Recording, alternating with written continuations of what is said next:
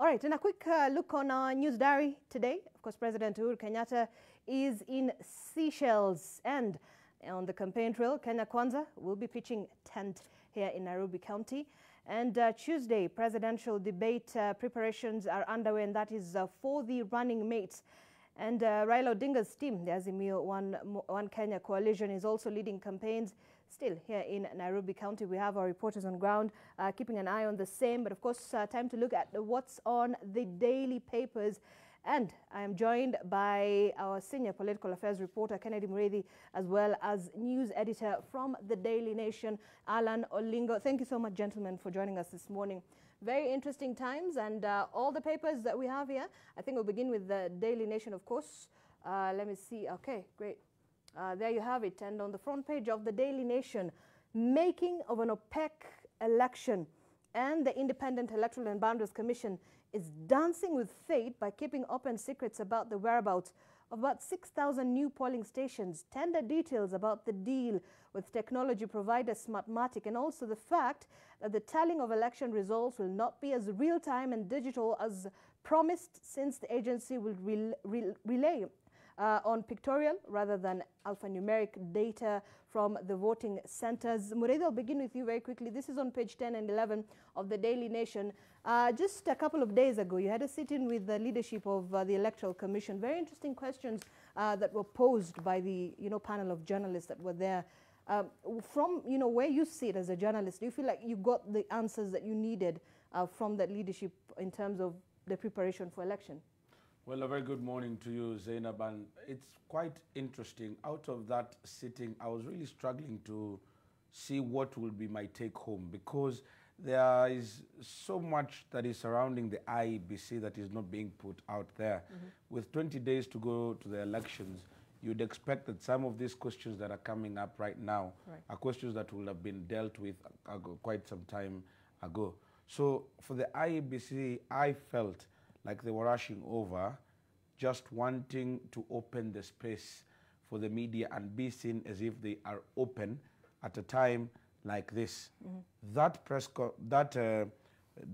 sitting they had with the media actually left more questions, like what the Daily Nation is writing about Smartmatic. Right. It's a question that was asked on that day, where there were sightings of cases where this company has had questions, and it is a story that had been written on the Sunday Nation that previous week, and there were questions that were being raised about Smartmatic and how in a country they had even raised the usage of that had 1 million unexplained votes.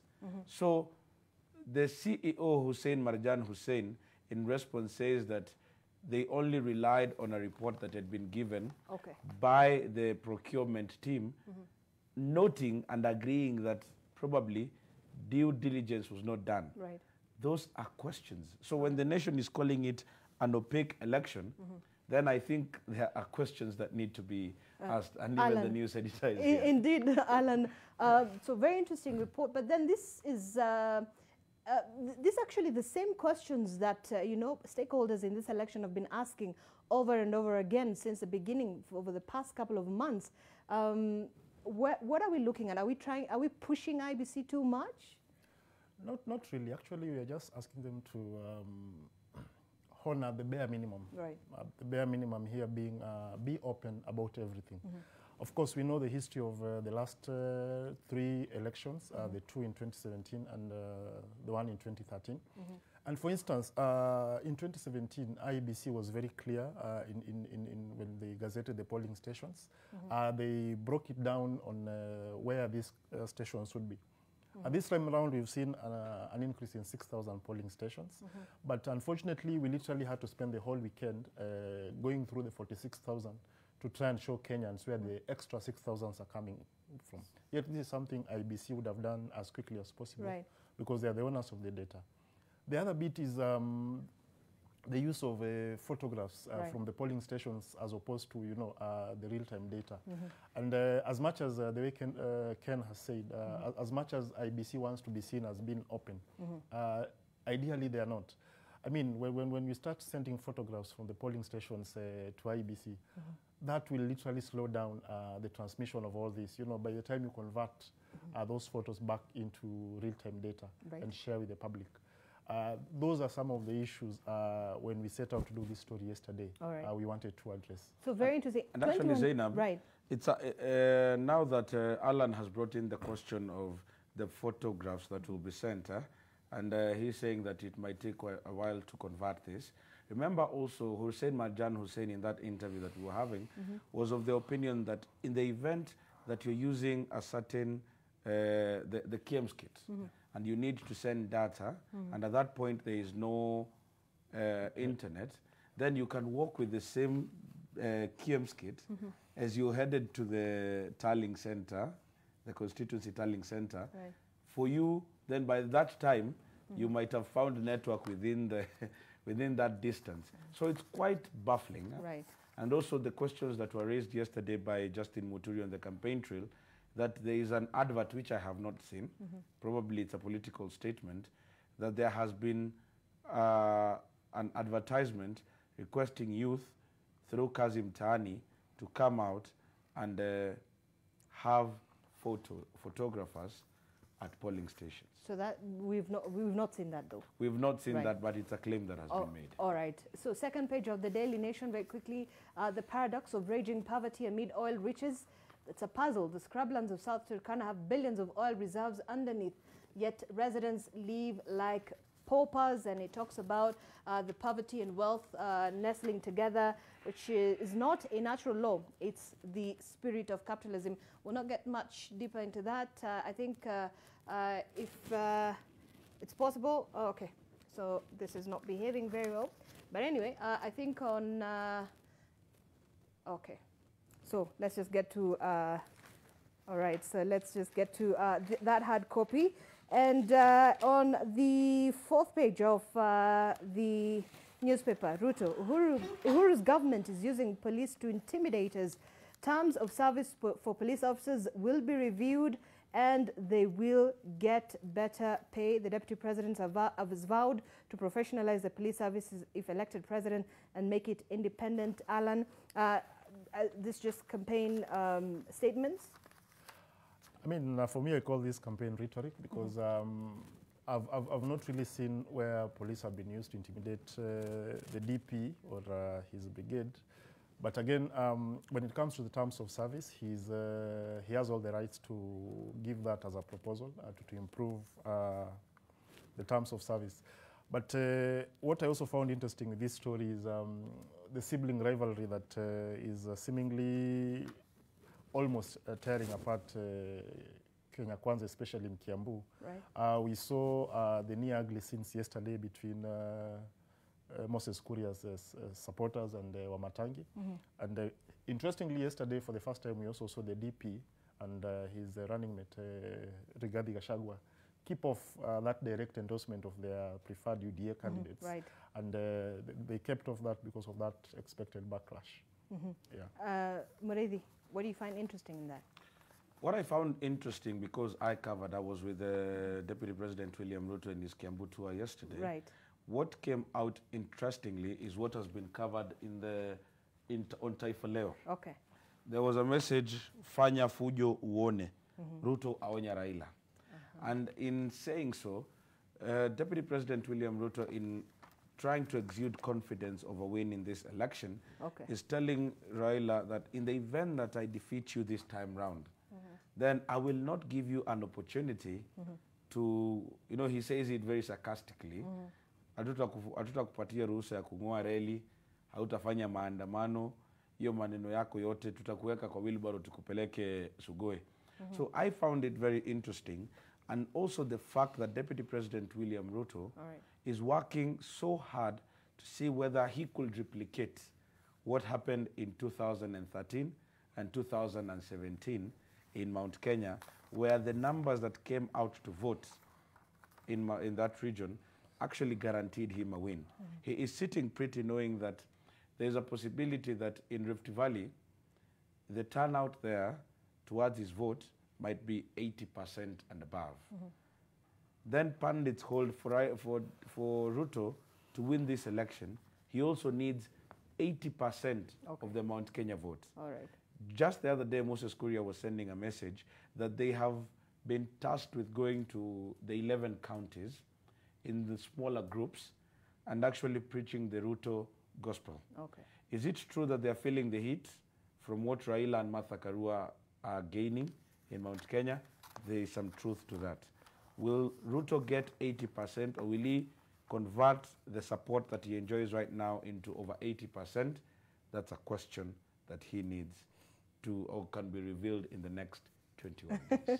Very interesting indeed. On the other side, Raila, economic liberation is coming. He urges his supporters to turn out in large numbers to ensure he succeeds President Kenyatta. He says there will be no sleeping. Stay out to protect the votes until they're counted. Don't indulge in anything. Don't even make love until we're declared winners. Interesting. No, we're not getting much into that so that we can move on to other newspapers. How Wiper Sonko Mombasa gamble could cost Mbogo political career. Sonko to appeal the Supreme Court's decision at the East African Court of Justice in Arusha. Alan, this is not the end of Sonko, certainly. As it is, not yet, but I think we can now cast the die, sort of. And especially for me, when we were working on this, Mbogo was the bigger picture here. Initially, we know Mbogo was the one supposed to carry the Wiper ticket in Mombasa. Right. He was prevailed upon by the leadership to let Sonko carry it. And we've seen through Sonko's battles that Mbogo is literally hanging on. He had to leave his Kisauni MP seat. Wiper has already done the list for nominations. So literally, if Sonko does not make it to the ballot, then Mbogo must just stay at the political court for the next 5 years. Literally. But Sonko actually says that he finds some refuge in Article 193, Right. where it says that if you have not exhausted all avenues of appeal or review, so Sonko will be banking on that line. If you have not exhausted all avenues of appeal. Remember, in Kenya, the apex court is the Supreme Court. The Supreme Court has already said that Sonko stands impeached. However, when it says if you have exhausted all avenues of appeal or review, so Sonko this morning, I understand, will be filing for review if he has not already. And the moment you file for review, then you are within the sanctums of still appealing your case. Okay. Then the IBC is expected to either today or tomorrow declare themselves on. In fact, should be tomorrow. Yes, either today or tomorrow. They said either today or tomorrow. Right. Then they will give direction. Then Sonko will know whether he will be on the ballot or not.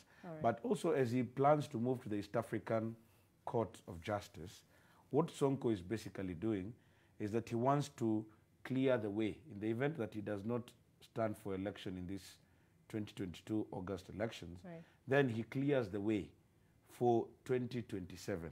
Because in the event that you're impeached, then you stand impeached and you cannot run in the next election. Interesting, very interesting. All right, so that's the gamble. Look, let's get just a quick look at the other papers as well. On the Business Daily, governors, SRC fight over 2.3 billion exit pay.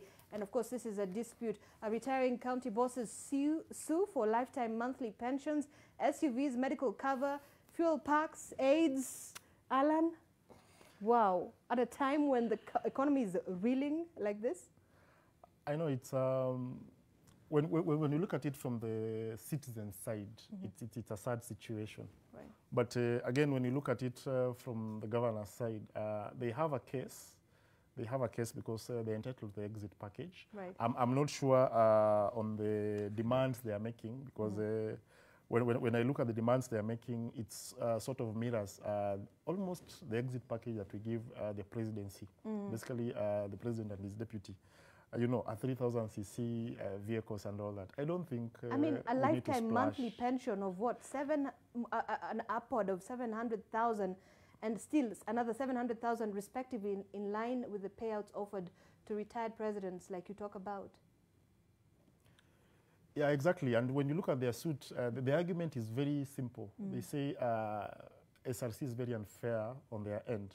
This is something that has been extended to the presidency. Okay. And because by the virtue of the offices they've held, they are also entitled to, equal package. Right. So it's going to be very interesting to see what the courts decide on this. But on this, I will side with SRC. All right. This is not acceptable right. in my take. Just a quick one, 10 seconds. What do you think of this? These people have served 2 terms, just like the president. Right. They do not have an opportunity to run for governor again. Okay. Then there are people who've gone even to court to stop these governors to run even for member of parliament or senator. Okay. So when they are asking for this exit package, so you because think I it's also fair? want to run for this office sometime, I see where you're coming in. Anyway, quick look, Taifa Leo, fanya fujo uone, Ruto aonya Raila. Of course, we spoke about that. Interesting report. Maybe inside, okay, we'll look at that a bit later. On the East African, Uganda quietly seeking funding for oil refinery. Officials globetrot to canvass investment for the Moribund project, even as building of the interstate crude oil pipeline gathers steam. And of course, all eyes still on Kenya in polls home stretch. Kagame setting tongues wagging on the 2024 race. Imagine, immediately after us, Rwanda will be heading to the polls in 2 years. And not to get into that, I think it's fair we also look at the Standard. And of course, on the front page of the Standard, Chief Minister post, double-edged sword. That is on page 6. While it has been billed as the ultimate prize in making of coalitions, the position of Super CS has politicians worried that it could be the source of strife for the alliance that will take power after the August 9th election. Alan? Of course, definitely, the position is not provided for in the Constitution, so right. it's a prerogative of the sitting head of state. So it will be keen to see how, whether Raila, if he wins, or Ruto, if they win, how and what powers they try to give these 2 gentlemen who've been right. promised this seat. Very interesting. Mureithi, you have Kalonzo Musyoka on one side, you have Musalia Mudavadi on the other. If either side would come into power, they would, probably be given that particular position, Zainab, which is not constitution in the Constitution, by the way.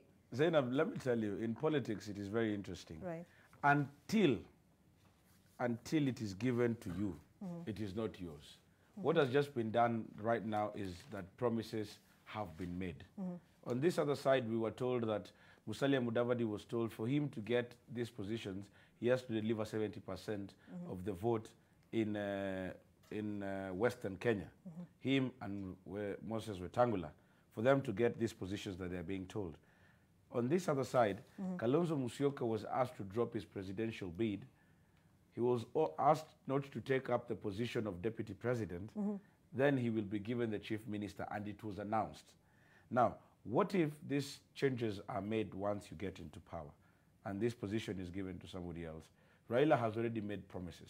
Is it a possibility that these promises can be broken once somebody gets into power?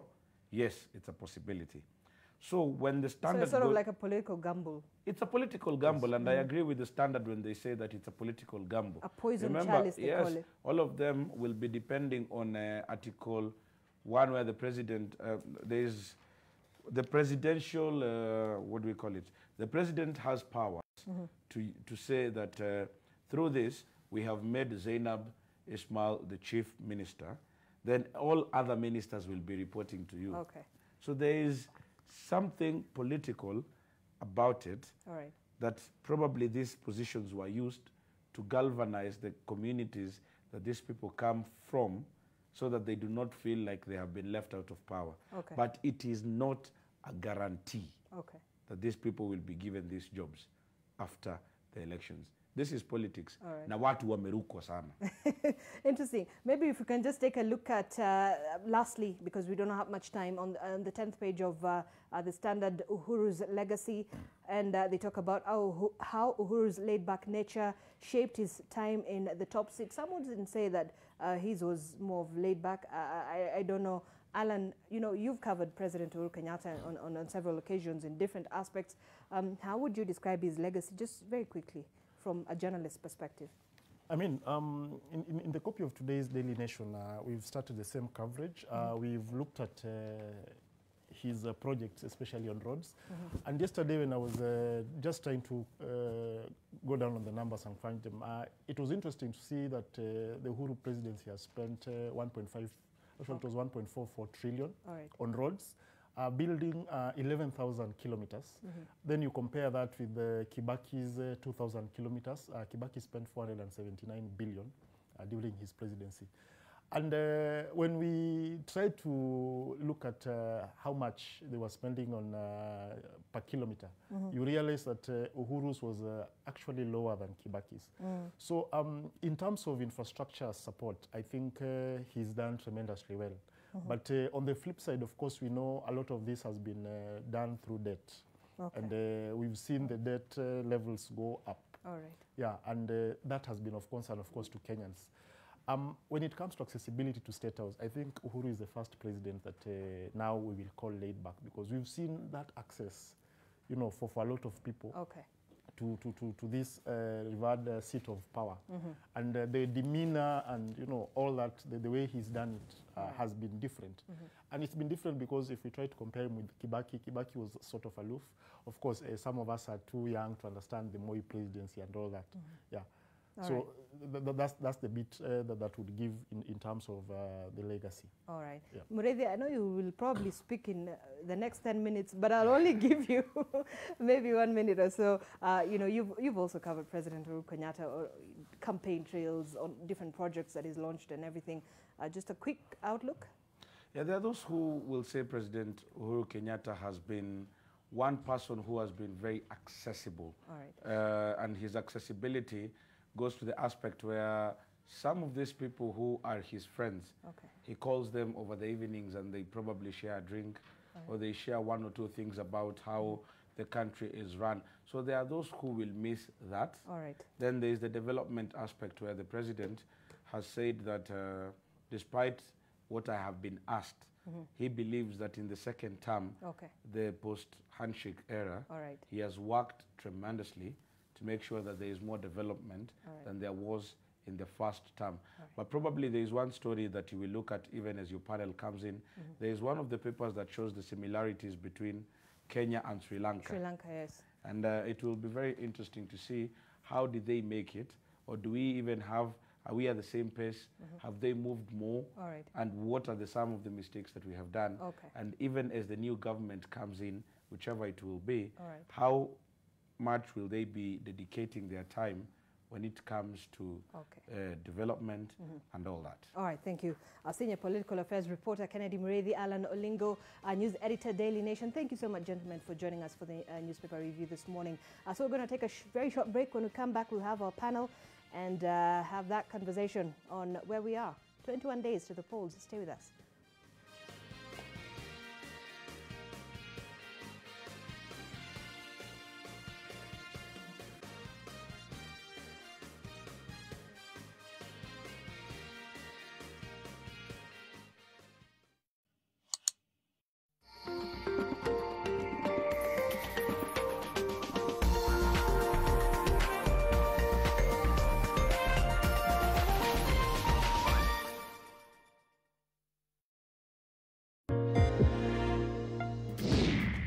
Cape Town's Tygerberg Hospital is proving to be a hotbed of innovation. Robots are already being used in surgery. Now, the system has very nimble, sensitive arms which can get to parts of the body which are difficult for surgeons to ordinarily reach. Smart Tech is back. This season, we feature African innovators seeking to solve climate-related challenges in Africa.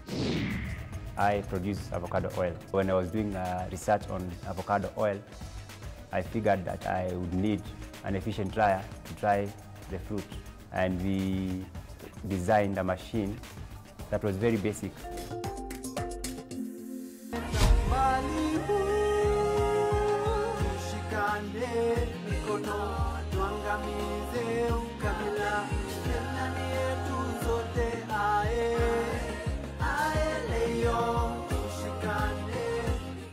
To get Ukabila by Golden K, dial star 812 star 806 hash. Skiza, non-nation.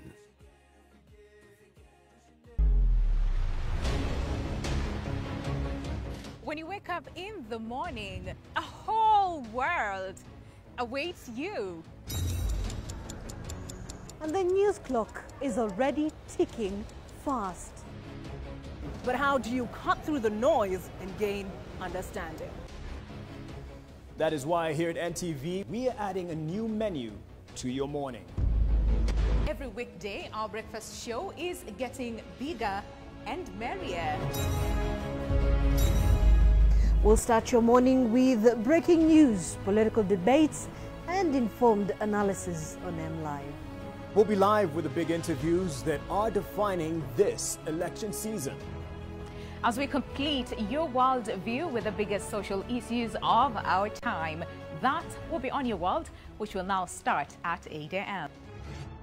Don't miss our new look breakfast show every Wednesday morning, now featuring AM Live from 6 a.m. to 8 a.m. and Your World from 8 a.m. to 9 a.m. It's so nice here in Manila, bro. It's awesome. Hey, bro. What? Look, it's Bianca. Here are the rice cakes that you ordered. They're freshly cooked. What? There are rice cakes? Are those from Mrs. Felice? Oh, no, I got it from the shop next to There hers. are noodles, barbecue, rice cakes, everything. This is a big birthday feast. I'm getting suspicious. I agree. Why are we throwing a party for Sir Carlos? Shouldn't Vicky be the one doing this? Forever, my love. I feel so at one here. I should bring this Zen into my house. When it comes to all things paint, we've got you covered. We know paint. Duracoat, ask the experts. Every 5 years, uneasiness befalls our beloved country, Kenya, due to disputed election results. The repercussions are often catastrophic, with profound socioeconomic impact. A time has come for us to embrace our diverse cultures and rich heritage as our collective strength as a country. Nation Media Group, NCIC and partners under the initiative of Mimim Kenya will be holding a series of town hall forums across the country with the aim of fostering patriotism and national cohesion as the country gears up for the upcoming general elections. Join us on 18th July in Isiolo from 4:30 p.m. to 6 p.m.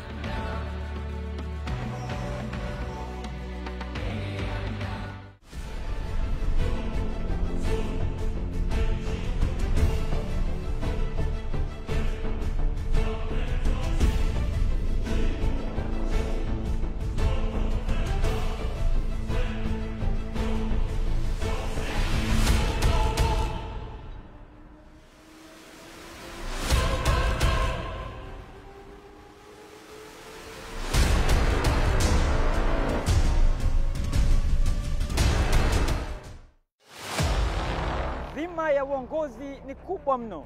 Ni ule ambao nasema upuzi wa kisiasa. Si gavana wangu, nilisema niliibiwa kura. Kuna wale wanaoibeba barabara. Nani angefikiri kwamba Uhuru wangeungana na Ruto? Kuna watu huko mabroka huko nje makateli. Lakini kuna wale ambao mzigo kwa hakika unawalemea kabisa. Mimi ni mtu wa mtatu. Oh, Kenya waulize maswali mengine. Kila siku ya Jumatatu jioni tunawaweka kigodani viongozi wako. Hapo tu tofauti. Hapo tu kwenye jipe kati ya alama 10. Swali hili ni swali la utata sana. Watu wanaanguka kwa sababu ya maswali. Na mwisho wa kuisha basi, lengo na shabaha ni kuhakikisha tunashajiisha uwazi na uwajibikaji katika safu zote za uongozi humu nchini. Life is for the living. Make sure you live it well. Life is for the living, and making sure that those who we love will be well taken care of.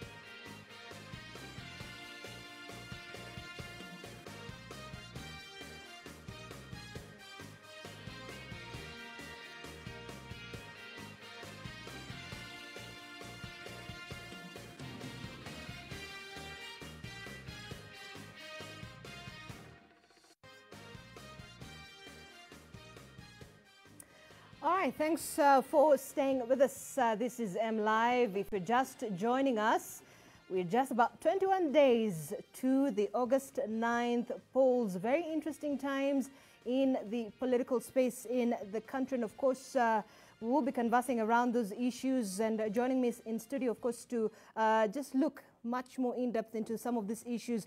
I will begin with that person sitting right on my left, Dennis Ndumbi, policy and governance expert, Hesbon Owilam, media and political communications expert. We do also have Professor Gitile Naituli, political and governance analyst, and James Mamboleo, constitutional lawyer. Thank you so much, gentlemen, for joining us this morning. It's paramount we, of course, continue to interrogate the preparations in place for the election.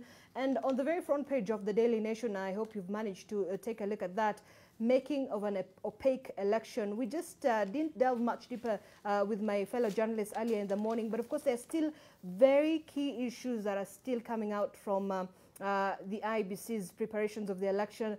For example, we know there are about 6,000 new polling stations. We still don't know where those polling stations are. Tender details about the deal with the technology provider Smartmatic, and also the fact that the tallying of election results will not be as real-time and digital as promised. I'll start with you, James. Where are we from where you sit in terms of the preparations? We are at a point where IEBC insists that it has done very well to prepare for this election. And I have to admit that in the course of this past week, I have attended an IEBC Advocates Conference at the Great Rift, and we were taken through a number of steps that the IEBC is taking to ensure that they conduct a good election. But one of the issues that sticks out, of course, is the issue of results transmission. Right. The results pathway. How is it going to come from the polling stations to the National Tallying Center? Of course, you must understand that there are a number of amendments to the elections laws which were made after the fresh presidential election of 2017. And because of that, a number of cases were brought to the courts. One of the cases that was brought to the courts was with respect to results transmission. And Section 39 of the Elections Act was actually declared unconstitutional and nullified. As a result of that, there hasn't been any effort on the part of Parliament to amend that scenario by enacting new legislation to deal with the question. So the IEBC, just like all the stakeholders, are now asking themselves the question, therefore, in the absence of legislation to deal with that issue, what should happen? And the results, of course, have to be transmitted. So what many of the stakeholders have been saying is, with that particular situation, what IEBC is left with is to revert to the provisions of Article 81 to Article 88 of the Constitution and create an administrative system, of course, to transmit results. Now, you remember that under Article 10 of the Constitution, any process such as this needs to be taken through the stakeholders. There has to be some sort of public participation and so on and so forth. The time is extremely small considering that we are going to the election in just a few weeks. Right. So what really is left to discuss now is what is the best way forward. Okay, Professor Gitile, 21 days, that's just about 3 weeks. Yes, I think the IEBC, as there's law in place for transmission. The minor case decided in the Supreme Court that the result will be announced at the polling station as final. The agents have access to those reports, and after that they are pinned on the polling station. Then they are transmitted to the sub-county, and then from the sub-county to the National Tallying Center for the presidential vote. So there is nothing which is unclear, and we need to trust the IEBC that it is prepared, because that's the only agency we have to deal with this election. So we shouldn't discuss aspersions on their preparation. They are guaranteeing us that they are prepared to offer free and fair election, and I believe they are. Okay. Hesbon, I mean, looking at the Supreme Court's indictment back in 2017 in terms of the elections management under IBC, and even in its own assessment in a report they called the Post-Election Evaluation Report, there's still, recurring themes within, the management of elections and the shortcomings, specifically touching on issues of procurement of technology. Smartmatic, for example, there were very interesting questions and interrogations by the panel of journalists that sat with IBCs, but issues of due diligence came up very interestingly. Should we as Kenyans be concerned?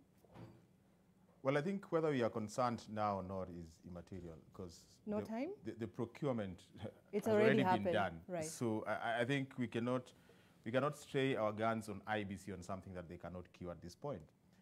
The most important thing, I think, is for IBC to put everything above board and just communicate that, these are the issues that have been raised. This is how, the company has responded to the issues. And this is how we are going to deal with the election without, the problem of the issues that have been raised in the past. Just like the two lawyers have said here, I'm not a lawyer, but I think if the law is there is a way the law has to be operationalized. And I think that is where we are. How does IBC then operationalize that law so that there is clarity to a layman like me who is not a lawyer, to a Kenyan who is outside there who is going to vote, to understand that once I cast my vote, this is how my vote will be cascaded to the declaration at the MP level, at the county level, and at the presidential level. And I think that's where IBC is, and I agree with Prof. that this is not the time to start, start raising a lot of fears around the electoral process. We need to allay all the fears, and IBC should be at the cutting edge of helping us understand that everything that ought to be done, there is enough preparation, and the election is going to be free, fair, verifiable, and transparent. All right. Dennis? Thank you very much, and good morning, viewers. I think I'll be very cautious about a very loud indictment to an electoral process that, pours cold water on the integrity of the elections, even when the elections haven't happened. But I'm alive to the fact that if process is not respected, then we will posit ourselves to a post-election litigation affair that then will mar the integrity of the elections. And I think we have the opportunity to audit processes, and we have the opportunity to repair what is not correct, procedurally. I think that's critical. Based on the issues, especially of procurement, I think journalism is interrogating, the journalists are interrogating this matter pretty late in the day. Because when you look at the Public Procurement Administrative Review Board, on September 30th, asked IBC to prepare a fresh tender document within 30 days for the KIEMS kit. And that matter was adjudicated in court. Both the issue of ballot paper printing, the tender process, and the KIEMS kit tendering process. Those were issues that have been exhausted by the court judiciously, and I think that is when journalism would have been auditing the process thereabout. But look, a few weeks to the elections, this is when this is loudest, while the matter was properly satisfied and discussed in court. And I think we need to be careful enough not to bring matters that have been prosecuted properly by the court previously and make them look like issues. However, there's still a question on Smartmatic.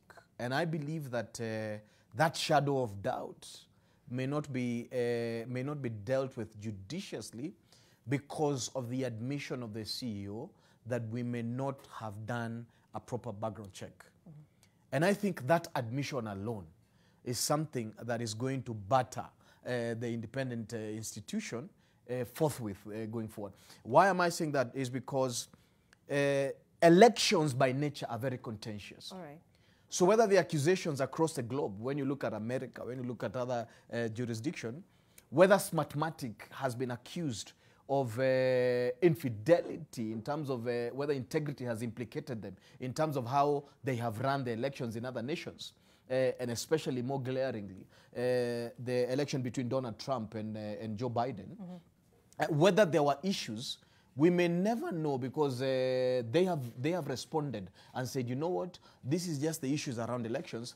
I think that the fact that the admission of the CEO saying that we may not have done proper background check, indeed in itself is a failure of the electoral body. Okay. However, when you look at the technology, there's the registration, there's the identification or verification, then there's a transmission. Okay. But largely, the voting process is manual, and there's tons and tons and layers of oversight around it. So IBC in itself does not work in isolation and lack of oversight and lack of checks and balances thereabout. The election itself is layered and layered with layers that bring about, that instill the trust issue. Right. And I think we need to give them the benefit of doubt, and we need to work together. We need to attend many forums. I've attended different forums in terms of training and whatever it is. And I say where IBC is limping, much more especially maybe a role by the third party. When we look at the issue of network infrastructure, for example, CAK should come out strongly and help them. They don't need to spend $1 billion on satellite technology and thereabout. So I think those issues are the issues that we still have adequate time to try and discuss them. But let us not paint them black yet. All right. And we'll continue conversing around the issues of preparation by the Independent Electoral and Boundaries Commission. But let's just go back to some of the politics this week. I'll begin with you, James. You've seen President Uhuru Kenyatta return back to, the campaign trail and, of course, backing and, of course, endorsing Raila Odinga. That has caused quite a stir, and we've seen a lot of reaction coming from it. Some say the Deputy President is worried. Do you agree? The Deputy President has extremely very good reason to get worried because... All right, James, we're going to fix your microphone in just a moment. We cannot get your voice on that. But, Prof, because you're sitting next, I will ask you. Yeah, I think the president involvement, what do they call it? This is, let me quote this fellow, is under and so on, especially in central Kenya. When the economy is not doing well, people tend to blame the government. And at the end of that, the government is the president of the republic, who is the CEO. I don't know how much you will actually assist Raila. Personally, I know, Raila, because of his history within Kenya, being the father of the Kenyan democracy, is an extremely popular politician on his own right. So in a sense, I'm not persuaded that he needs the president out there campaigning for him, because of the people are likely to be put off by a retiring president pretending to be campaigning for Raila Odinga. So I am not going to share the feelings my friend here expressed that Ruto should be worried. I think Ruto should be very happy, because it's easier, if you ask me, in central Kenya, to campaign against President Kenyatta than to campaign against Raila Odinga. What are you supposed to say about Raila Odinga? Raila wants to be elected so he can do A, B, C, D. You can't ferret that because he has not done it before. But you can ferret everything Jubilee has done. So there is a problem here. If I were to advise the president, he shouldn't just keep away from the campaign for Raila Odinga, because he is a negative in the campaign trail for Raila Odinga. All right. So I'll go back. Jackie, we go back to then?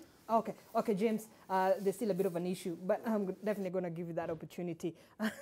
Hesbon, I see you laughing to some of those remarks, but then still again, it's a very interesting question, because you've seen the Deputy President ask the President, you stay away, allow me to, deal with Raila Odinga on the ballot come 9th of August. You wouldn't expect the Deputy President, as the main rival of Raila Odinga, to want anything good for Raila Odinga as far as the campaign trail is concerned.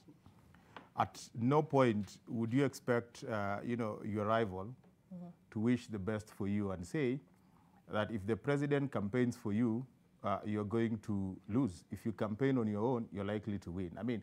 What does the Deputy President want? He wants Raila to lose, because that is the only way he can win.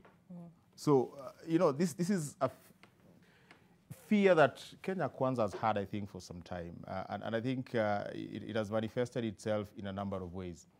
One, they were all over shouting that, Azimio must make Kalonzo Musyoka the running mate.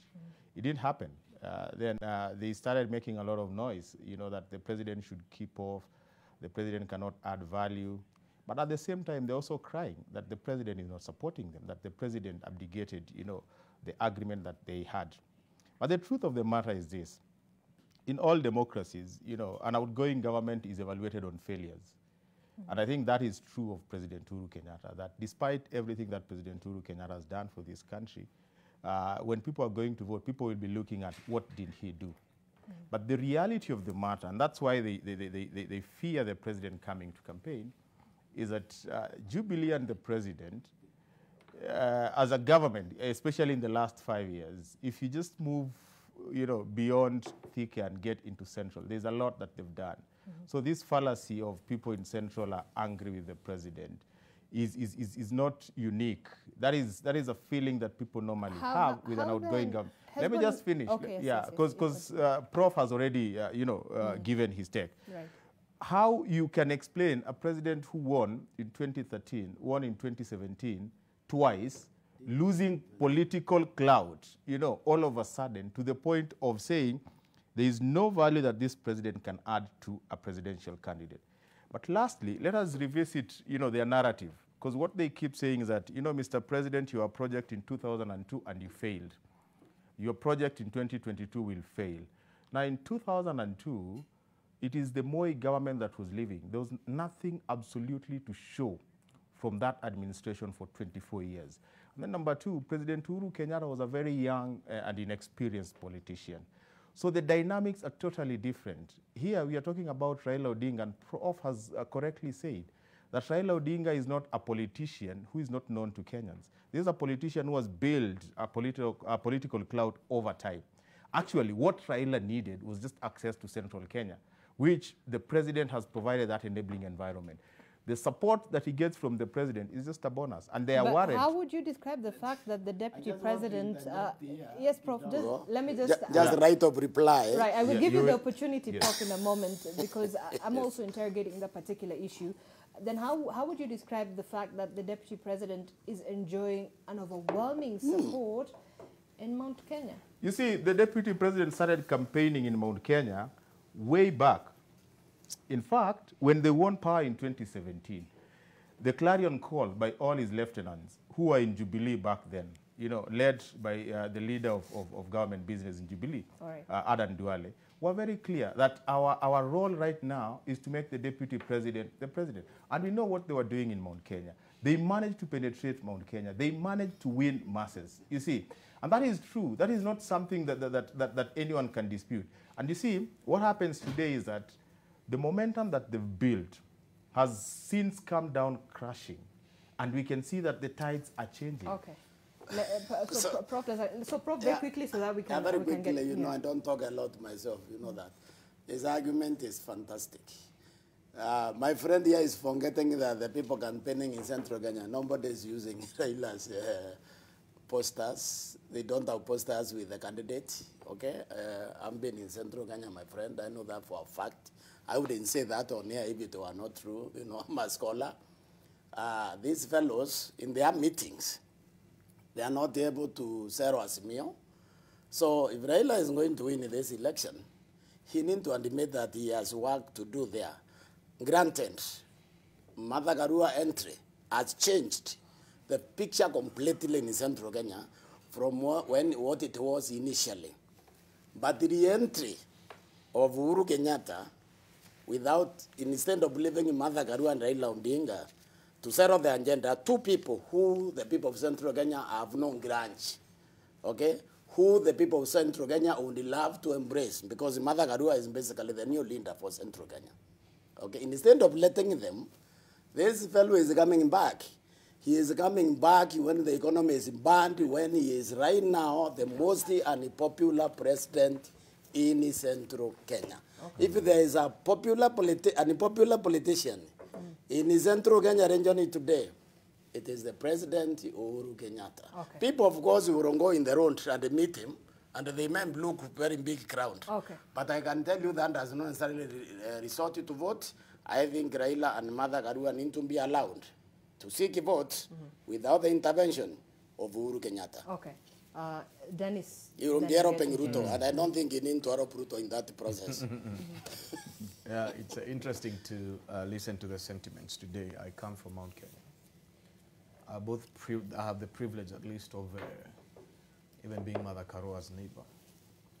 But what I need to say is that His Excellency William Samoei Ruto would never lose sleep because of Uhuru or Raila or Mother Karua. He would lose sleep because of the huge responsibility that he has when he becomes the President of the Republic of Kenya. I think where the nation is in terms of its debt crisis, the cost of living, dilapidated health care infrastructure system, administrative system rather, and many other things that are giants against the people of this republic. But let me confine myself to whether it is of benefit for the president to campaign for Azimio or not. The president is not campaigning for Raila Odinga. Let's be clear. The president is campaigning for himself. The reason why he's in Azimio is not for Raila Odinga. He is the leader of this organization. It is his interest at stake. But you cannot speak of the kind of agreement that was done between either sides, between Raila Odinga and Uhuru, and why he decided to endorse Raila Odinga. Raila is the new face of the Uhuru enterprise. Let us be clear. I don't agree. You understand? The truth is, Azimio's deed takes a greater care of Uhuru's interest, even in terms of the retention of the number of CSs. Many of his interests are being furthered by Azimio in itself. It is not about Raila Odinga. I need to tell you of dangerous sentiments that some of the politicians in central Kenya have said verbatim. Somebody like Ngunjiri, that their choice of Raila Odinga is because of his fragile age. What do they expect to happen a few years after?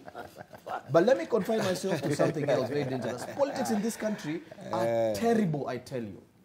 Because it is not that Uhuru is interested in Raila Odinga's presidency so that Raila Odinga can be succeeded. Uhuru Kenyatta is interested in succeeding himself. It is his main interest. Okay. Now, let me say this. Yes, Dennis.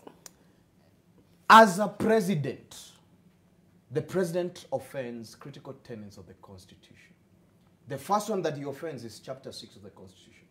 When you look at Chapter 6 of the Constitution, it's broken into 4 spheres, which is personal integrity, professional integrity, public service responsibility, public service dedication.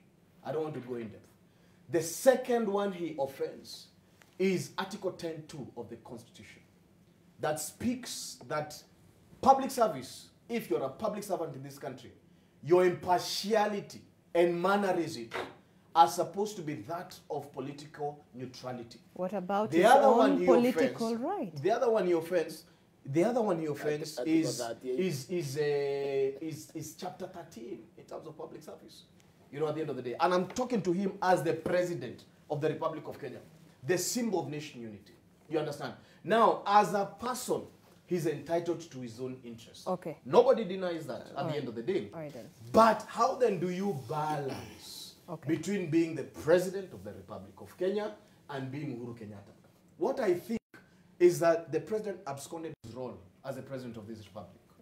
And he then entertained his own private interests to the point that he wants still to be the commander-in-chief of the armed forces even in his retirement and be able to have a sitting president report to him. You know why I'm saying that? When you look at the Azimio deed, what the Azimio deed sits, and Professor he agreed with me the last time we were here. But he disagrees with you in some of these remarks that you're making right now. The Azimio deed offends not just the fidelity of the executive, but the independence of the executive. But you are attacking a president who has not been even indicted in a court of law for any of those issues. I'm not talking about... oh, please. Haven't you read the judgment on BBI? or you want us to ignore that part? In terms of the very strong indictments that came against the person of the president, against his abuse of power, against the oversight. Okay. All right. But the truth of the fact is this, and I need to finish. The Azimio did offense the independence of the executive. The fact that a retired president who has already exited from power expects, as a chairman of Azimio, that that president will be reporting to him and taking advice from him on what to do, and then he will be controlling critical aspects of the cabinet. But not just that. The role they have given Mother Karua is that of the justice minister. Get in, change the constitution very fast, then I myself may be able to get in the position of a prime minister. That is your own perception. So we do have a constitutional lawyer. All right. Okay, fine, James. Zainab, I really wish he wasn't citing the constitution, because he offends us really seriously. Let me tell you, we cannot pass personal political sentiment held by UDA stalwarts as the position with respect to Uhuru's presidency. That is a completely different thing. But I want to clarify one thing, and I'm sure my friend talked about it.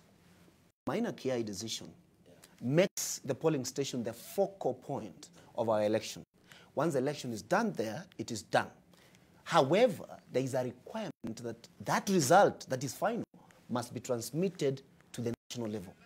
Now, as much as I think it is convenient for us to agree right here that it's not good to put IEBC on the spotlight, we must never lose caution.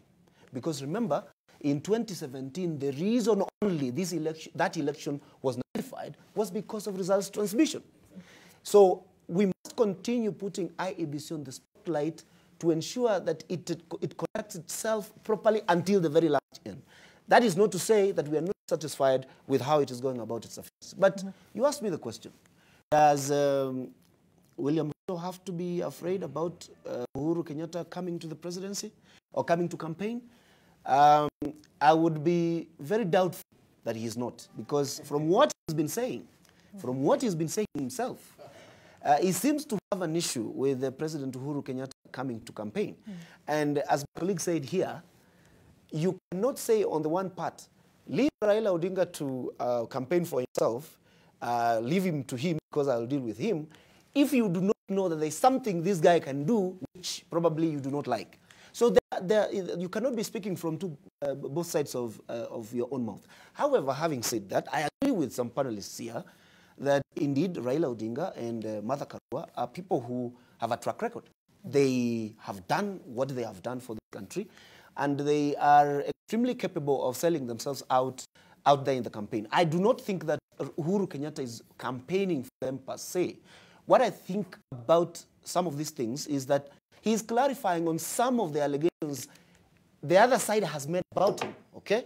About him, not about Raila Odinga, not about... But we've seen him openly come out and saying, it doesn't matter about all these issues that are raised by the other side, this is the man that I want to choose. That one is his personal opinion, that one is his personal choice, as he is entitled under Article 38 of the Constitution.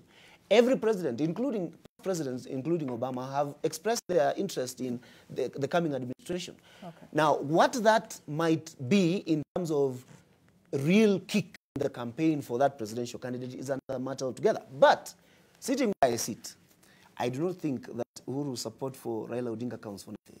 Okay. Yes, Paul. You see, why personally I feel that Uhuru's re-entry will harm Azimio more than it will is because Kenyans understand that the Raila Karua ticket is the ticket we should have had in 2002. Because, to quote Mother Karua, this is the first time that those people for democracy are actually the ticket. 1963, those who fought in the forest, they never entered the presidency.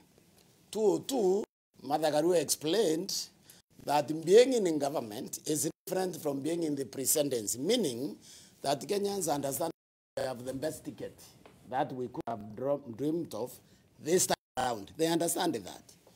Now, here comes in our president who clearly is not a success. He thinks he is, which is fine, because there is a leadership principle that overrides everything. That is one of self-awareness. President Uhuru Kenyatta is completely self-unaware. I mean, did you ever hear Kibaki any single day telling you how successful and great he is? And we all agree that so far he is the best president we have ever produced. So what I'm saying is the president has a right under Article 38 to have a political opinion and to support his candidate. But I personally feel that he has no right to mess up the progress which has been made by Martha Karua. And I want to respond to my friend here. Obama supported Biden, and he went to people who actually support Obama. There is a rebellion in brewing in Central Kenya against the president, and I'm shocked that all the intelligence and all his advisors cannot actually see that. So you go to Meru, you go to Muranga, you see the people campaigning, they are afraid of mentioning the president, and you remember there was a clip going around here where one of his ministers trying to mention the president with respect to manifesto of UNDA. And he said the first line, he says, Euronjero the president. And they told him, you are lying. And then number two, they told him maybe that what he should do. So the fellow was not able to proceed. The anger out there because of the economic situation is such that these fresh people, in my opinion, that we know well, that we know their contribution to democracy, they can deal with the UNDA without the help of President Kenyatta. Okay. If you want to help them, let them go down there and help them with resources. All right. Let me get, so very quickly. Literally, just 10 seconds because you're going to respond to. I want to disabuse the notion that Professor is subtly progressing. That one that Martha Karua and Raila Odinga have impeccable records. I want to tell the professor that as the neighbors who are neighbors of Martha Karua, where she comes from, 21 years of service, the much we see is a road leading to her homestead. And I'm being honest, that is something that can be checked on the ground. I want to also remind Professor that when Kibaki employed her as a Justice and Legal Affairs Minister, she blocked Githongo on Goldenberg scandal. She was one of the biggest impediments towards the progression of the Goldenberg case. Herself and Raphael Chuju were against that investigation. And that one is on record, Professor. I think we'll have to look into those facts. No, you can. It's something that you can. It's something that you can look at. Yes, you understand? Okay. I'll have to look into that. In 2013. By what report? In 2013, in 2013, yeah. Martha Karua was on the ballot. She gained a paltry 48,000. We essentially, as Central, may not fully have voted Uhuru Kenyatta in. What we did, it was a protest vote against Raila Amolo Odinga. All right, your 10 seconds are out, Dennis. In 1982, there was a coup. And the record of Raila Odinga for 40 years to date was that of ensuring that there is no political stability in the country. So when somebody sits here because I have lived within that period of time, and to tell me that Raila has an impeccable record, what I see is a traction of instability and incompetence. Okay, husband, Prof. That what he just said about Martha Karua is not correct. It's not correct because Martha Karua resigned when, during the Goldenberg, right, and it wasn't Goldenberg or Anglo-Leasing, when the president refused to relieve the ministers involved their responsibility. So she walked out. No. So I will find the report just now. As we you can share with all of us. She walked out. Yeah. So if there is any clean politician in this country, no, it is Martha Karua. Okay. Husband. Yeah. Well, I don't think... You've listened to all the sides. Yes. Now. I don't think we expect Dennis to, have memory of Martha Karua and Raila's contribution in this country for obvious reasons. Right. Is he too young? No, not that he is too young. He has deliberately decided that he will talk about the good story of the deputy president and only pronounce the bad things about any rival, including Raila and Martha Karua. I think, the contribution of Raila and Martha in this country is in the public domain. There are things you cannot question. Look at the appointment of Martha Karua against the backdrop of the appointment of Rigathi Gachagua. It is endorsements after endorsements. And the people who are coming out to endorse Martha Karua are from different quarters of this country, from different political persuasions. Why are they coming together? Because they've seen a new beginning. They've seen a realization that Kenya is on the cusp of giving power to people who have always fought for the common mwananchi. And I want to agree with Prof. That the ticket of Martha Karua and Raila Odinga in itself can sell anywhere in this country. But it is also important to note that the way we are looking at the president coming out to campaign is probably just one strand of what a campaign is. Mm-hmm. A campaign does not necessarily mean that you are on top of a vehicle or you're in a public rally for you to support a political formation. Mm-hmm. And there is a general agreement that by the president coming out to do that, he elicits emotions, of the successes and the failures of the government. From where I see it, and my understanding of our democracy, I don't think those emotions are strong enough to deter anyone who can perceive what Raila and Martha have done for this country from voting for them. That is one. Okay. And then number two, the narrative that has been perpetuated of the successes and failures of the Jubilee government have predominantly pronounced the failures and muted the successes. Truth be told, since Kibaki left this power, our GDP has grown more than twice. When Kibaki was leaving, our GDP was 45 billion USD. Today, it is in excess of 105 billion. But look at USD. The rate of inflation. You see, that's what I'm saying. Mm-hmm. You see, so business is closed. How many businesses have closed? Let me just finish. That is the macro level. Mm-hmm. You see, but you can actually look at that against the backdrop of what the government has done. It has invested in capital infrastructure. And what that tells you is that the next government that is coming in place will have an elaborate infrastructure that they can leverage on and do what? Deliver for the people.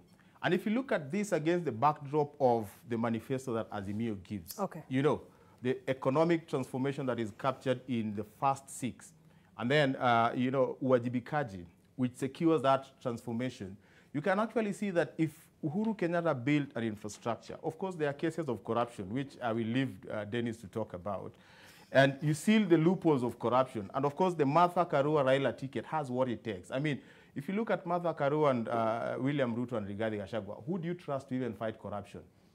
So if I think that goes down to the voter on the ground. Let me just finish. Yeah. So if you put all these things in perspective, Dennis can't keep interrupting. Is it? No. Dennis can't keep interrupting. What he's saying though is correct. Yes. What he says is accurate. Yes. Look, if you put the Raila tickets and the Ruto Rigathi, you put those tickets together, then you realize honestly that Raila Mother ticket is more likely. Okay. That is look, opinion. we have 1 minute to the break. You've asked me to provide evidence, and it's interesting that the Nation newspaper, Monday, October 2nd, 2006, publishes this. Karua and Tuju reject Githongo's dossier. The government yesterday rejected former Permanent Secretary John Githongo's dossier on Anglo leasing and described him as a letdown to the country. 2 cabinet ministers and 2 assistant ministers told a press conference in Nairobi that the government will not act on the investigation report compiled by Mr. Githongo, saying the dossier was neither foolproof nor gospel truth. Mother Karua, Raphael Tuju, fought Anglo leasing. They fought corruption. Yes. They fought they fought against corruption. They fought Githongo. It was Mother Karua who went strongly against Githongo. Okay. You have asked me to provide evidence. Okay. They are trying to clamp me down. This is evidence that Nation published. Okay, so what I want to say, wait. Professor's allusion that Mother is as clean as wool is false, and that is his but personal look, opinion. And then again, you said you'll give us a report. Yeah, and this is a report. Yeah. We still have to interrogate because... What? Interrogate, it's your own publish. Okay, fine. It's Nation that published. but How do you Zainab, interrogate something Zainab, that you published on your own? The courts this year, now that is 206, the courts this year agreed with Mother Karua that John Githongo at that point did not have evidence. Yeah. And in fact, the court has hit... The court has wait. been... The court has hit him with millions of shillings for perpetrating that Let's do that this. story. Time for a very short break. So we'll take that break and then Kama Wanavs will be back to continue with this conversation. Stay with us. The hashtag to use is MLiveNTV at NTV Kenya at Zainab Ismail.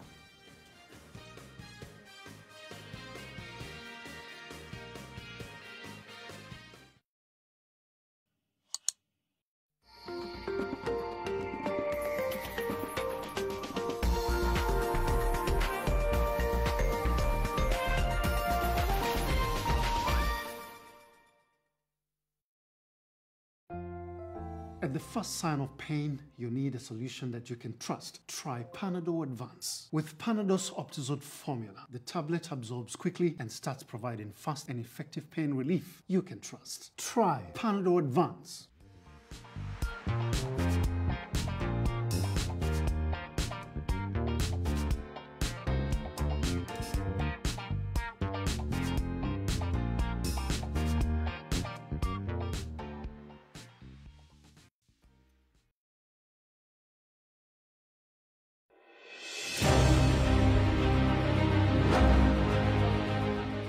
The road to the 2022 general elections would be nothing without the electorate, hungry for change and banking on development.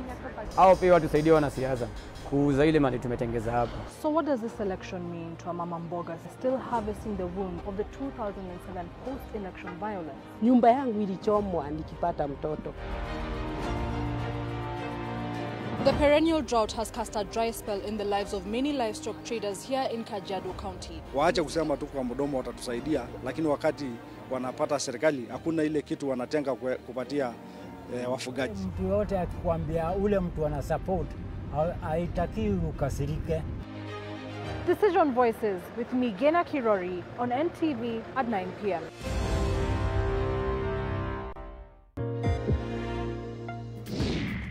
Cape Town's Tygerberg Hospital is proving to be a hotbed of innovation.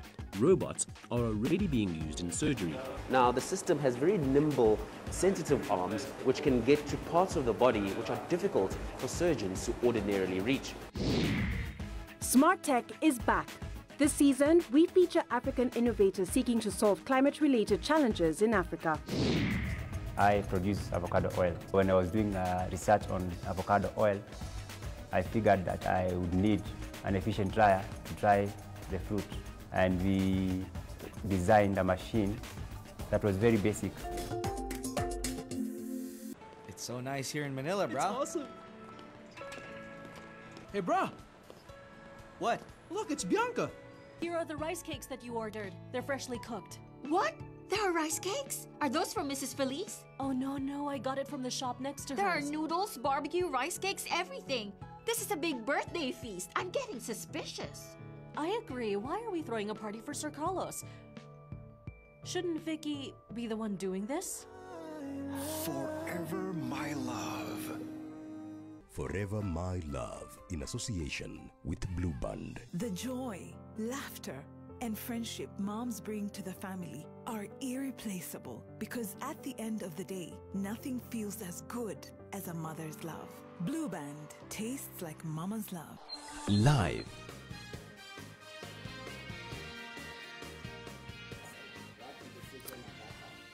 Has been borne out by All right, thanks for staying with us. This is AM Live on NTV, and of course we're discussing and conversing around the political developments in the country, and we've spiraled into a little bit of a different debate here. But my question initially, Prof, I'll get to you. I wanted Husband to finish, on what he was talking about. My question initially was on President Uhuru Kenyatta's re-entry into the campaign trail and, of course, the endorsement on Raila Odinga's ticket. you are yet to give us your remarks on that. Then we'll continue with the other conversation. Yeah, my final remark was very simple, that we are looking at the president's entry into, the political campaign just from one strand of what a campaign is, appearing in public rallies. And I think that's what many people seem to be saying elicits emotions that may not help Raila Odinga for obvious reasons, because a government that is leaving power is always evaluated on their failures. But the reality of the matter is, a presidential campaign is much more than just those political rallies. And I think what the Kenya Kwanza team fears is that when there's a lot of conversation around the choices that the president has made, people will start interrogating the kind of narrative that they've managed to propagate in the Mount Kenya region and debunk those narratives. Slowly but surely, if you start looking at the many things that are angering the people in the Mount Kenya region, you realize that these are just propagated narratives. The road network, what has happened to the farmers, it's out of this world, and they don't want those conversations to be in the public domain. Okay. Look, yesterday, President Uhuru Kenyatta, I think he spoke in vernacular, and as he was speaking, he spoke on why he chose Martha Karua to be Raila Odinga's running mate.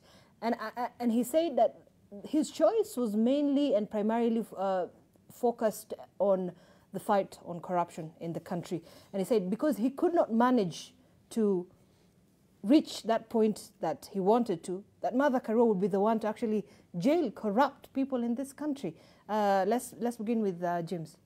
Yes, true. Why? Because, in 2013, towards the end of 2012, when the president cobbled his coalition that time, together with the deputy president, William Samoei Ruto, they developed a government which, right from the very beginning, brought into government very bad apples, okay? Some of these people are in very key positions in government, and they have held very key positions, as a result of which doing a precise surgery upon corruption in government would have probably brought the government down. So the president gets to a point where he really wants to fight corruption, but realizes if he goes too far, the effect might be to bring the government completely down. So I think I understand where the president is coming from. He has looked at Martha Karua's track record. He has seen the principled Martha Karua who could resign, who could walk away from President Moi, who could actually resign from a planned position in government, unlike a deputy president who fights government from within, and he is taking the people's salary. And he has decided that now, if this person is the person who might actually come and deal with this issue, then so be it. And you can see Raila Odinga has taken cue. And even prior to this election happening, has appointed Martha Karua as the Justice and Constitutional Affairs Minister. And it has been taken extremely well by people out there. So it is extremely important to note that I think the president is also reading in this ticket a serious, serious fight for corruption, which probably he could not have done. Prof. That statement is one of those things I think the president should just not say. He didn't. I don't see how he couldn't have selected Martha Karua. Raila is the president. He is the candidate. So Martha Karua must have been selected by Raila Odinga. You see, and just to clarify, he didn't actually speak about this yesterday. That was, I think, a couple of whatever time he must have said that. These are some of the things which I cannot understand why he's saying them. Either the president is trying to help William Ruto or something, because Raila must have selected his deputy. That is one. Number two, the president can't really say that, the corruption, if he dealt with it, would have, my friend here, would have collapsed the government. It was his job to deal with the corruption. We gave the job to him to protect us and our property. So what he's saying is that he's trying to sanitize failure to do his job. You see, in this country, let's be honest, let's stop kicking the bush. Corruption is done by the government. It's budgeted for by the state. It's engineered by government, by the people in power, and their relatives, and their political supporters, if you like, if I want to put it that way. Now, when do I say that? The president, Kemusa, is rendered. I mean, there's nothing worse than stealing an hospital bed, stealing medicine. The president says within 21 days, I'm giving you the report. Then he suddenly discovers, according to the to NTV expose, that most of the people in there were his relatives and his friends. And that disappears. He doesn't do anything about that. Okay? In 2018, he issues executive order number 1. That is executive order from the president as a force of law to fight corruption. He says every tender post on the website. Tell us who has won it and why, and who has lost, and who owns the company which has won. That executive order is ignored 100%, no consequences from the end of state. So I agree with them only on one thing. With Martha Karua in government, there will be no corruption. And if it is there, you will go to jail for 200 years. That I agree with him. Like, he can't tell us that he even tried to fight the corruption, because I know he did not. If the president of this country, the chief executive of this country, does not want corruption, it will not last for 1 day. You remember what they did with the terrorists who ran away from prison? They were arrested within 24 hours. This government, when it wants to work, it will work. This is the most strongest state you have ever seen. So the truth of the matter is that corruption is done from the top down.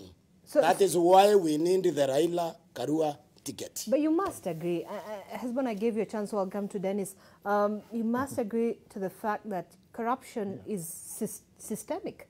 Corruption is systemic. So it will need a leader who believes in this war. Should I remind you that when Kibaki was elected, the Kenyans' consciousness shifted, and they were actually arresting police officers in the road for engaging in that is more corruption, which the police do, which personally I don't consider as corruption, because it's tiny compared to what these politicians then damage the political class together with their supporters and done to this country is immeasurable. So the truth is that we have an opportunity now to get people who have campaigned against corruption all their life into power. Then we watch them clean this country.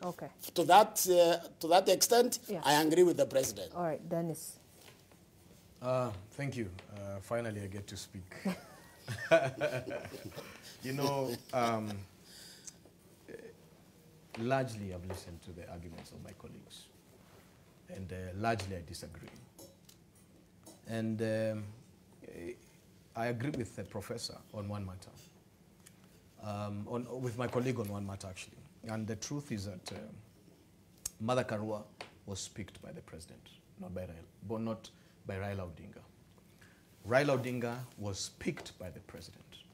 So indeed, Azimio is a state project, 100%. And that's the reason why I said Azimio is there for the interest of Uhuru Muigai Kenyatta, not Kenyans. Everybody was a choice of the president. And traditionally, all scandals, major scandals, because of the aspect of state capture, have emanated from the presidency. And therefore, their ineptness, there is no capacity for Azimio to fight corruption. Are they going to arrest their chairman at the end of the day? Are they going to arrest the relatives of their chairman, of their boss? It's not correct.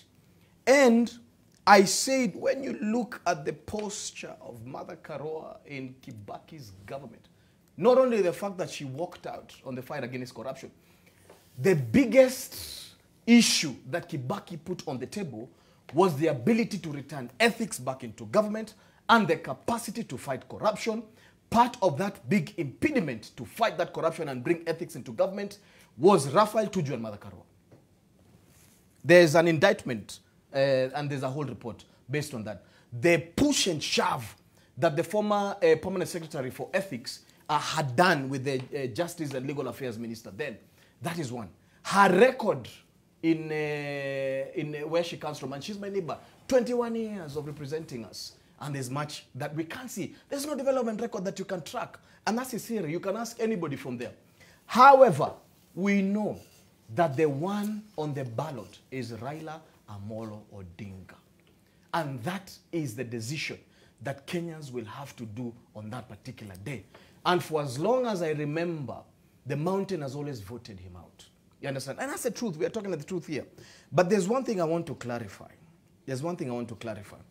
The president's own admission that I have been unable to fight corruption is because every time he wants to fight corruption and he looks at the mirror, he sees himself as one of the greatest impediments towards that. And I have given traction from the days... You have seen his own government give, part of, a substantive budget to, bodies expected to fight corruption. This is not about, this is not, and I understand the aspect of resourcing institutions. And today, there's no independence in terms of them deciding their own budgets. When you look at the independence of the police force in terms of adjudicating their own budgets, they haven't. They don't even have an accountant that does that on their own. When you look at the fidelity of the criminal justice system, their independence is at the end is not there. When you look at the proposals that were in BBI on the desire to control the judicial system, at the end of the day, are those people who want to fight corruption when you want to control the judicial system? Not at all. So this hypocrisy and lies, political statements that make you look better at the end of the day is what Azimio has been pretending. The fight on corruption, the thing Transparency International told us, of all the years that we have done law reforms, of all the years that we have had impotent anger against corruption, the thing about corruption is state capture, perpetuated at the presidency. And you can see all the days from Jomo to Moi to Kibaki and to Uhuru 1 and Uhuru 2. The thing about corruption is that it's perpetuated at the presidency. And if you don't take it from there and strengthen the institutions at the end of the day. But Azimio is a capture of the presidency. They are impotent in terms of any desire to fight corruption. Dennis. So let's get Hesbon and then James, then Prof, you can come in.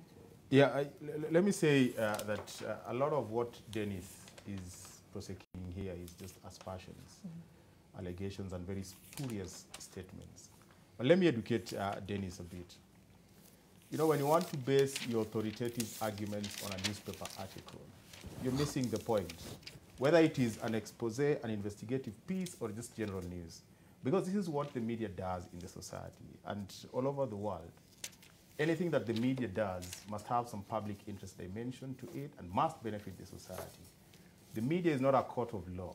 So this article that Dennis has read for us was just a basis for the right institutions to follow up on what the media had created a pathway on for the purpose of public interest. But James, James, let's not dwell into that because we need to read the full article that was, and you can. Yes, I'm just saying that the media. Yes, the media. Of course, whatever the media created a pathway, and the courts of law prosecuted the matter, and there is a ruling. That whatever, let me just finish. Dennis talked, so he cannot interfere with my thought process. Just finish. So what happens is very simple. That when this thing was followed, it was presented in a court of law. It was clear what Martha's role is, because fighting corruption in itself does not mean that individuals with allegations can injure the reputations of other people. And I think this Anglo-leasing thing has been in the public domain, and anyone can get the record straight. Then number two. We all know that corruption is a big problem in this country, and there's no one who can give us the history of corruption when all of us have been alive and we've seen all these instances of corruption. But as a country, it reaches a point. Even the corrupt realize that this thing can't take us anywhere. And I think we are at the cusp of realizing a leadership that probably will take us to the next level as far as the fight against corruption is concerned. But let me say this about the current government, because there are so many allegations that are pushed forward.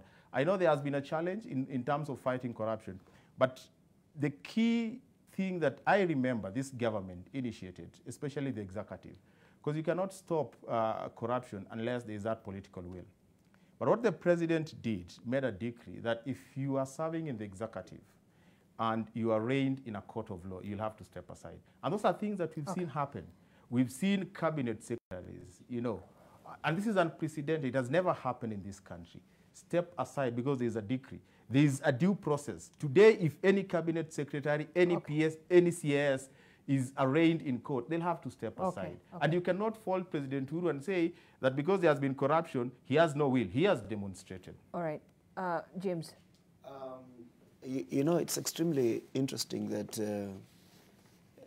Dennis represents a party led by people who, in the first term of the Jubilee administration, are known to be the biggest perpetrators of corruption.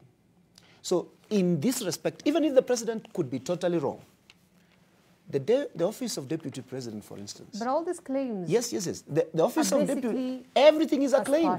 Zainab, no, from both sides of the political divide. Everything is a claim. Okay? The deputy presidency is a constitutional office from which you cannot fire anyone. Okay? That is the position. And we know how that security of tenure has been used by this current deputy president. So I agree with Uhuru Kenyatta when he says, if I fought corruption so hard, it gets here, I can't remove this gentleman. So what do? Nothing. And I'm telling you, I agree with him that he can see in the ticket of Martha Karua and Raila Odinga one fresh break from this kind of problem. A problem where you do not get in government with a problem that you cannot resolve at that particular point. So it is not easy, Zainab, to fight corruption in this country. Because again, you must remember that there are independent institutions. You cannot, the president cannot force. In fact, let me tell you, the Justice Odunga sitting in Machakos has ruled, for instance, that the police have to do investigations and then render the file to the Office of Director of Public Prosecutions for him to make a decision, okay? And the President of the Republic of Kenya cannot force the Director of Public Prosecutions to make a decision over this issue and prosecute, all right? However, I agree to some extent that the political will to fight corruption became a bit compromised because of the nature of government that we had in the Jubilee government. And I hope that this fresh break that we get in Raila Odinga and Martha Karua can actually get to that, to fix that structural problem right from the very beginning. Prof.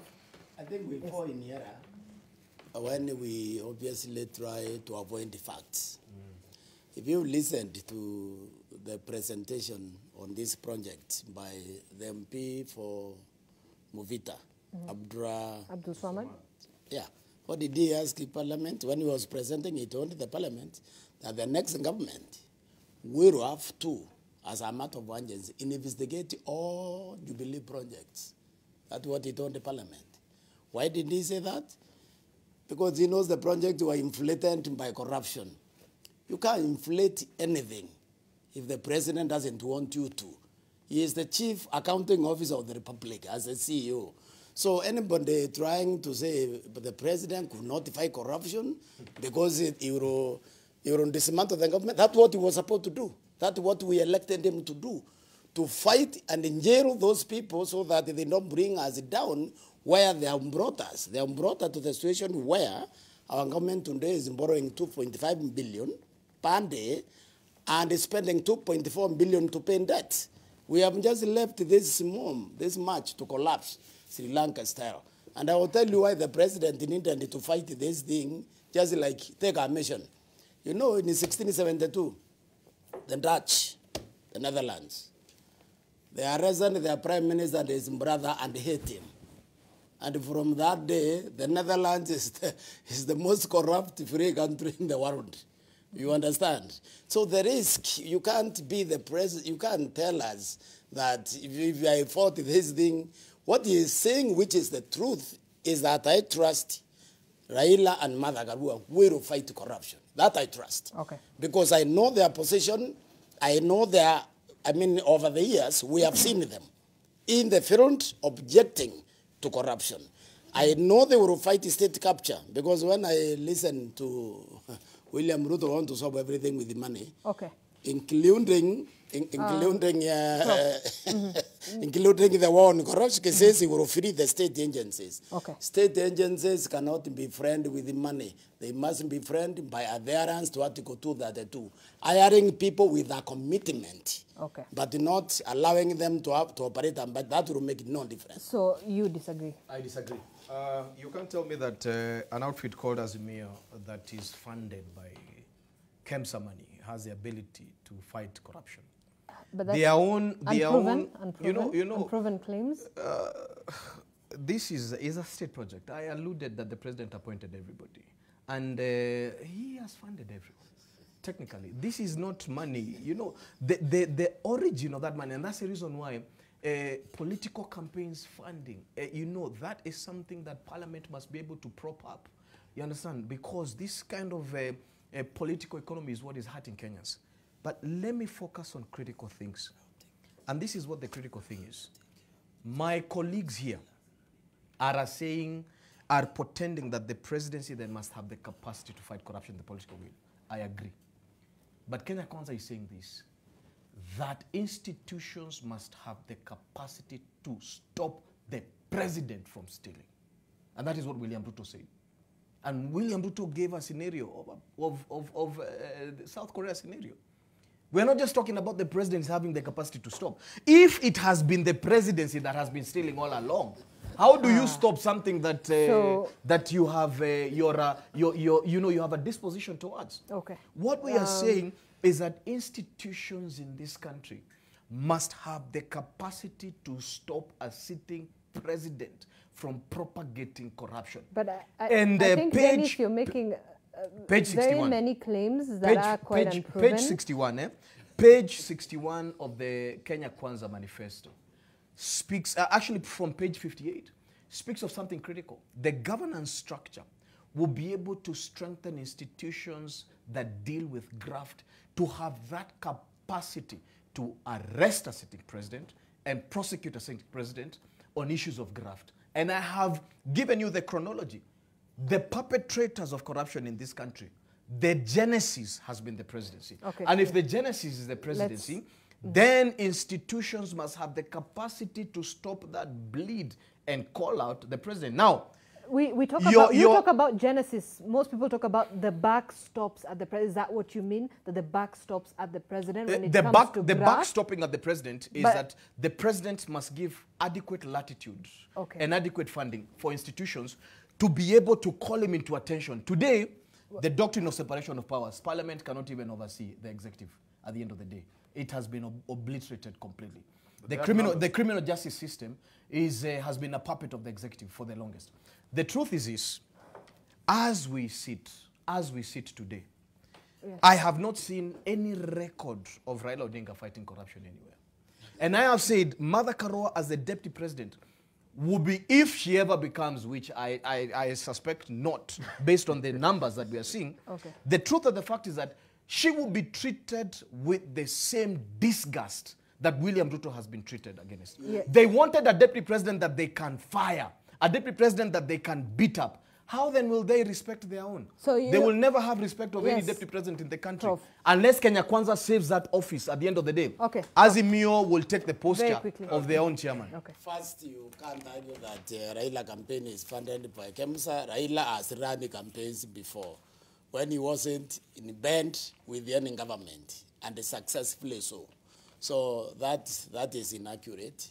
What is also inaccurate is that you don't free institutions to fight corruption merely because you are suggesting that they will have a budget. There is no reading of that as Mio Penge is talking about. There is no mention of strengthening Kenya Kwanza. Sorry. You see, you don't have a recollection, Professor. You're referring to reading of the Penge is referring to a statement. There is no statement that they will strengthen institutions Page 61 is by adherence to Article 232. It is there. Getting the right people to occupy those positions within those institutions. Because institutions are as good as the people occupying them. Can I clarify that? No. So no, but I can read because what he's saying is inaccurate. Fair statement. Fair statement. Let's just give a right to reply, please. Will Hesbon? Just briefly. Then James. Yes. Let's. Okay. Then. This, okay. have said it on this TV and others many times before. The fight against corruption is part of the criminal justice system of this country. It first comes from the apex law, which is the Constitution. The Constitution establishes the legal system and creates the courts, and then creates institutions that will deal with these issues. This state is not run on whim or will or anything. It is run on laws. At the end of the day, however strong-willed the president is, someone has to do an investigation. That person is the police, the DCI, or the EACC. They have to compile a file. That file has to be taken to the ODPP, which is an independent institution. The ODPP has to make a decision to charge those persons and then take them to court. And then the courts will hear the matters and make a decision. Okay? So, to some extent, let us not exemplify the role of the president in that particular process. All right?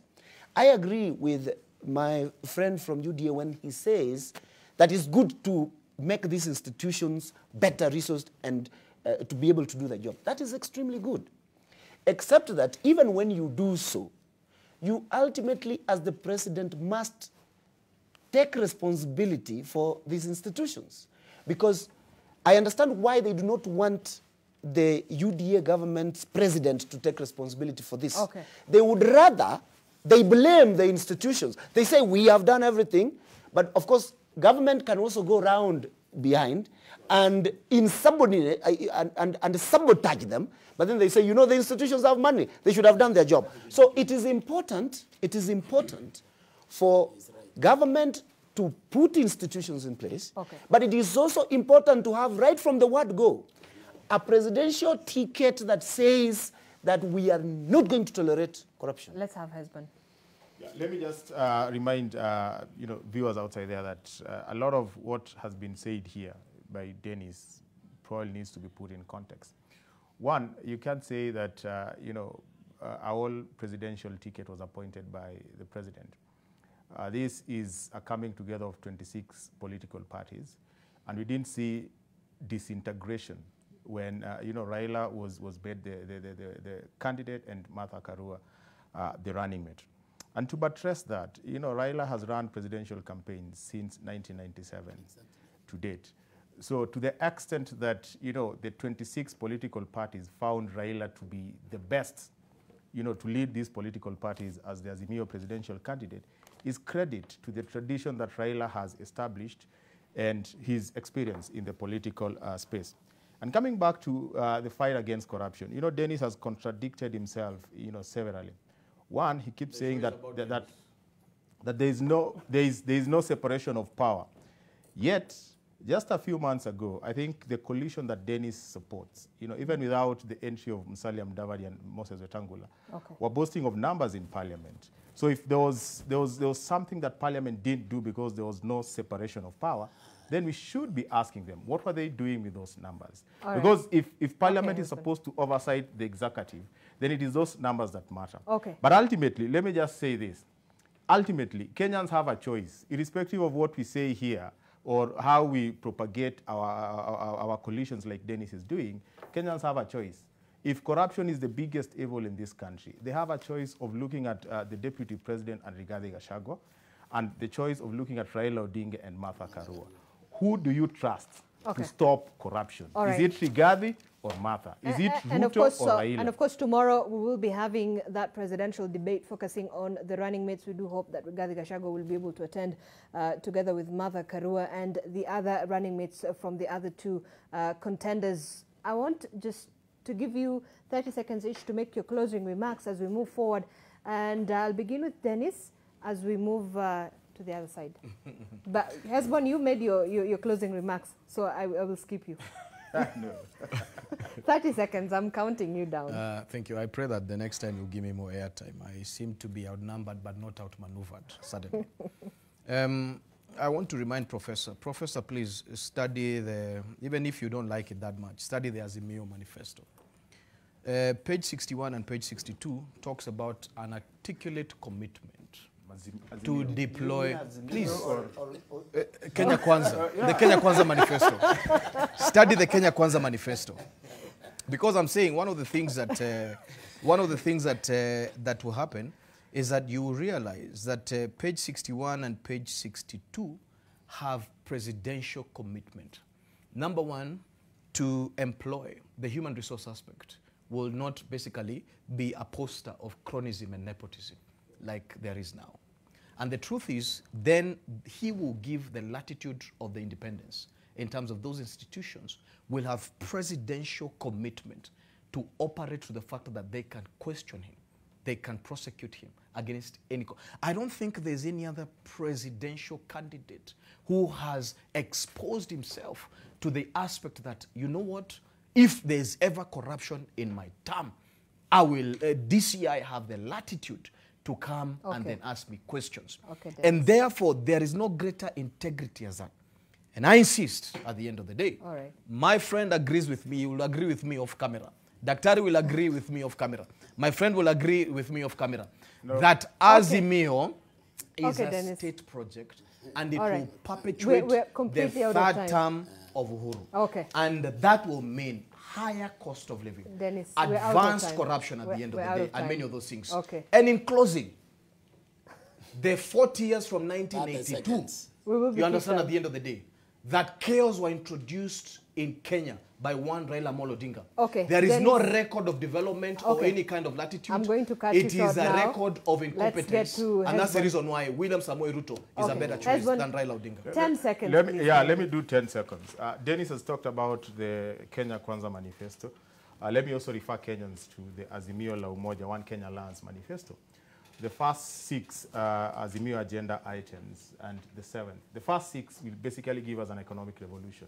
And the 7th, which they need to read, Azimio la Uwajibikaji, will protect those, gains of the economic revolution. Prof. I want the Kenyans to understand that for the first time, we have a ticket of Raila Odinga and Martha Karua, composed of people who have actually fought for democracy and good governance in this country. All right, thanks. James, lastly, very quickly. I want Kenyans, as you go to this election, to take 10 points on the one side, ask who will bring the cost of living down, who will instill democracy and rule of law, who will fight corruption.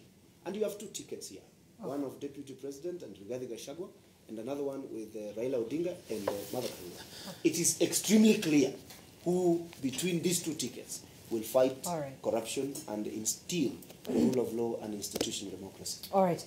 James Mbuleo, constitutional lawyer, Professor Gitile Naituli, political and governance expert, Hezbono Willa, media and political communications expert, as well as Dennis Ndumbi, policy and governance expert, also security expert. Thank you so much, gentlemen, for joining us this morning. There's so much to converse around. In fact, we wanted us to speak about the integrity issue and, of course, Sonko's case.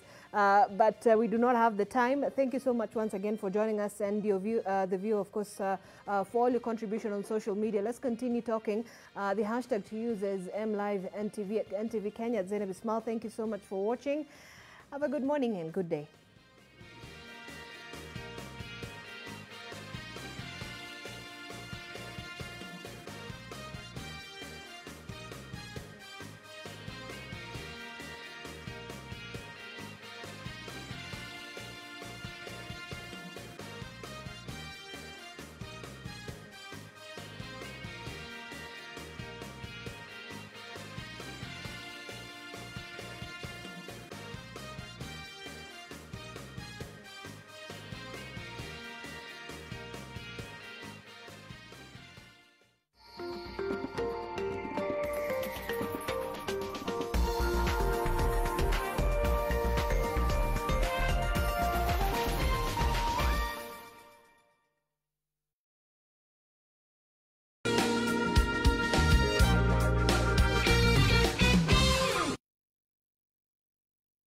Presenting the new Harpic bathroom cleaner.